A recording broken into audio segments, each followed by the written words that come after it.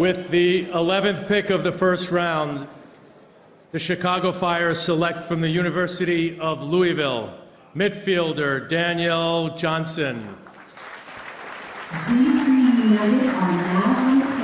Daniel Johnson from Louisville was the talk of the combine after day one. You were first and foremost in that praise, Matt Doyle. What did you see? I mean, he took a match and he lit everybody else on fire. His first 45 minutes was the best I've ever seen a field player play at the combine. He had 2 assists, drew a penalty as well, completed just about every pass, and shredded any defender who was up against him 1v1. Tested better than people expected in terms of his agility, especially. So he's a guy who makes the first guy miss, and that is a very important skill for anybody who plays on the wing. Reminds me a little bit of Eddie Gavin, down to the haircut. Let's hear from Daniel Johnson.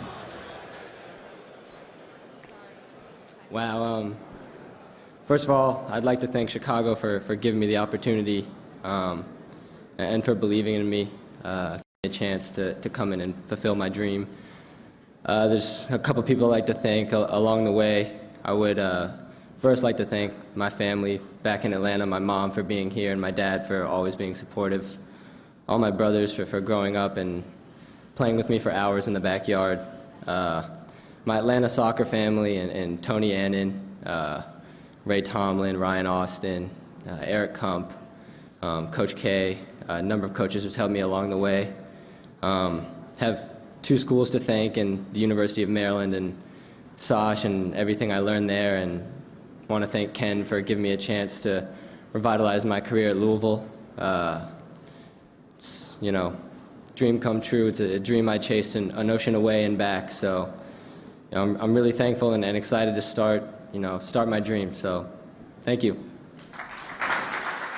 Daniel Johnson, draft pick of the Chicago Fire, started his collegiate career at Maryland. Didn't finish it there, Sasha, but what drew you to him, and what actually led him to not finish with you? Yeah, I tell you, I'm so happy for DJ. He's got a great family, Steve and Diane, great parents. His dad was a baseball player at Maryland.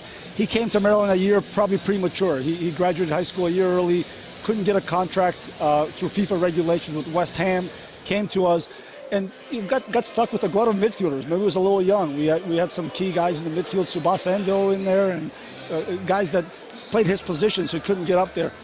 And we supported his decision to find a new place, and he revitalized his career. As he said, at Louisville, it was a great fit for him, and couldn't be happy for him. This is a young man who's got beautiful feet, a great heart, loves the game, a great appetite for learning. He's a junkie. And this is, to see him flourish now, he's added about 15, 20 pounds. He's matured, and now he's legit. And like you said, Matt, that first 45 minutes, man, he put on a show at the Combine. Yeah, he really did. He doesn't play upright.